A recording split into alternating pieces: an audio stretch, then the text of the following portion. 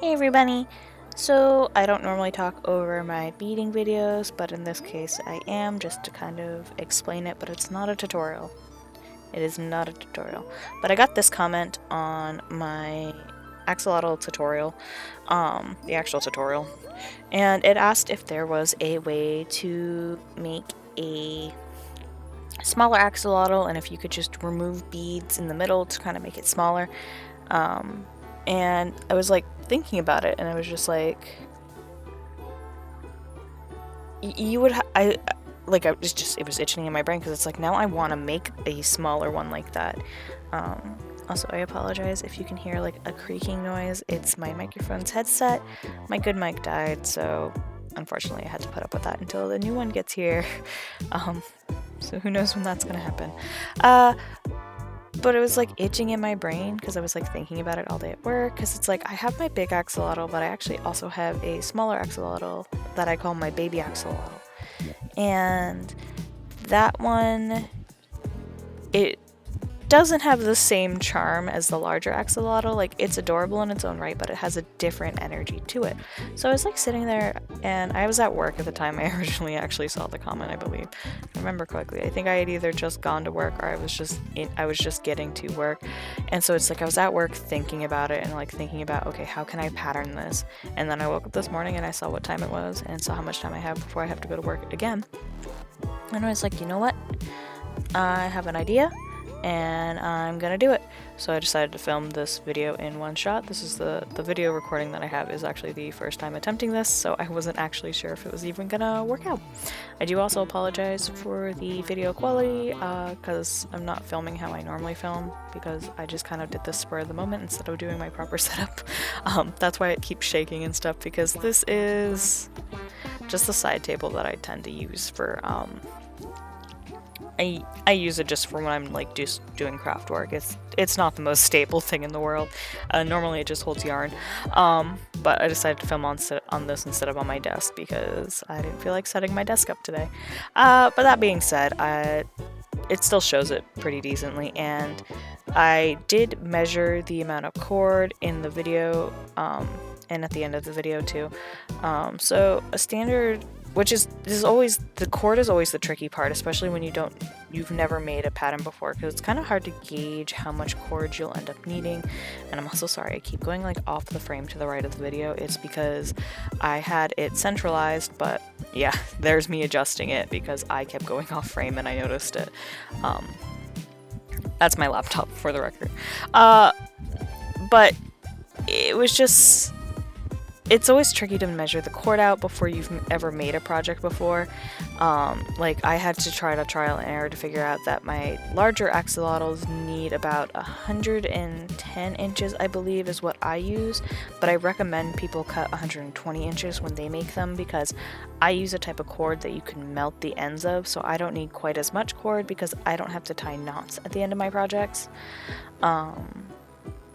By the way, I've mentioned this before because people have asked, but I use Bonnie macrame cord. It's the 2mm size. It's good for patterns like this, which are just back and forth, but patterns where you have to go through a piece multiple times over, similar to like the tail fin of a mermaid or a hamster paw, it can get a little finicky when you have to do multiple passes through a bead instead of just twice.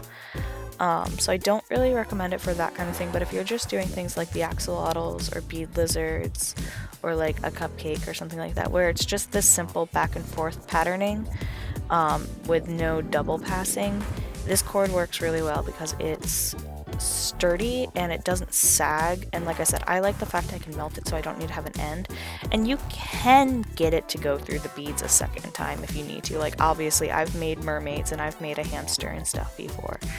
It is possible, but it is a little finicky, and I tend to resort to using like a yarn needle or a like thread through it and pull it through. But it's a really nice sturdy cord, and you can get it, I think it's like $6 or so for like a roll of it, and I know I can get quite a few critters off of one roll. Like I'm currently like the blue roll I have, I think it's like the third or so roll I've ever bought, but I've made macrame plant hangers from it before too, which is why I even own this cord in the first place. I did not buy this cord originally with the intention of using it for bead critters. That was actually just because I still use it, but I normally like to buy the 4mm, which is a lot thicker, and I use that for making macrame wall hanging banners to hold pins, and I use that to make hanging pot holders, like, you know, the hanging macrame nets that you put a plant pot in. I have a friend who was a former coworker who really, really likes the ones I make, so I tend to buy that cord to make those for her. But I had been ordering it online and I didn't realize I had ordered the wrong size of it, and that's how I ended up originally with the 2mm cord, so it just kind of sat around and I was just kind of figuring out like what can I do with it. And then I realized it could potentially be good for making a bead critter, so I started making lizards with it. And then I had the friend originally who had asked me, hey, how do I make this pattern? Sent me the photo of the original axolotl, and I was just like, oh! So I used this cord for that, and that's how I started using this cord instead, and it's just my favorite cord for making bead critters now. That said, so with this cord I measured out 80 inches of the macrame cord for it, and I ended up cutting 22 inches off at the end of it. So you could probably get away with actually using, if you don't have a melty cord, I would recommend using about 70 inches or like 65 or something like that. Honestly, you'd probably be good just going with 70 because you want to have a little room for error, because sometimes the beads can be finicky, and depending on your bead size, like that's the thing too to keep in mind, is if your beads are slightly larger or slightly smaller, it's going to affect your cord size. This is not something I brought up in the tutorial because I didn't think about it at the time, but I have used beads with slightly thinner barrels and I've used beads with slightly thicker barrels, and depending on that can change how much cord you end up with at the end of the video, like at the end of the bead critter. So these are standard pony beads that I am using. These are ones I bought at Walmart in a pack, and so that's why I say about 70 would probably be 70 inches of cord should be good for this project. I ended up cutting, like I said, I cut off 22 inches at the end of it because you'll see me measure the tail ends that I cut off at the end of the video, and I had about 11 inches on one cord end, which means it was about 22 because I have two of them. And I know I measured 80 because I was like, I use 110 for the big ones, I think I use 40 for the smaller ones, so I was like 80 should be good because this should be a decent size bigger than the small one, and I want to leave room for error because I didn't want to have to add more cord on. Because that's the other benefit of this specific cord that I use, is if I accidentally cut my cord too short, you can actually just fuse the ends together and you can add more cord on. However, that does leave a hard plastic melting point, and it can be hard to pull through the beads depending. So I try to overcut my cord, and then I'll use my leftover cord to just make bead lizards instead because they have such a simple structure that it's easy enough for me to do that. So I don't throw cord waste away, I actually just use it for other critters, and my cat is obsessed with it, so I'm constantly, he'll find any scraps that I forget. Joey will locate it.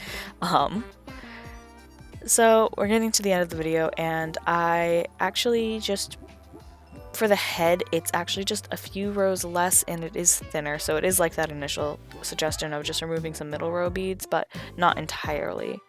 Because the head is normally 5 beads wide and this one it's 4, and I only used, the normal head has about, I believe, 7 rows.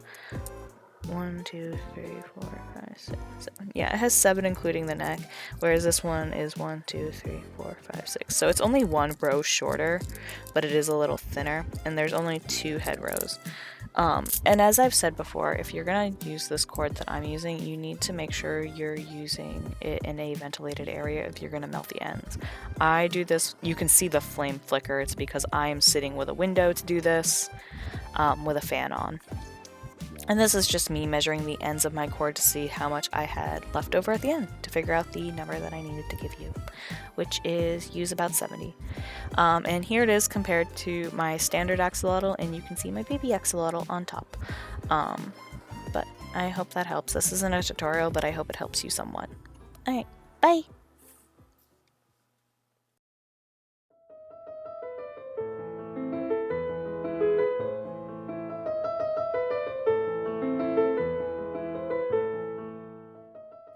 A big thank you to my Patreon supporters, Submissive Durg, Korg Ian, and Pierre Vermel. Thank you guys so much for your support. And thank you for watching. And I'll see you in the next one. Bye!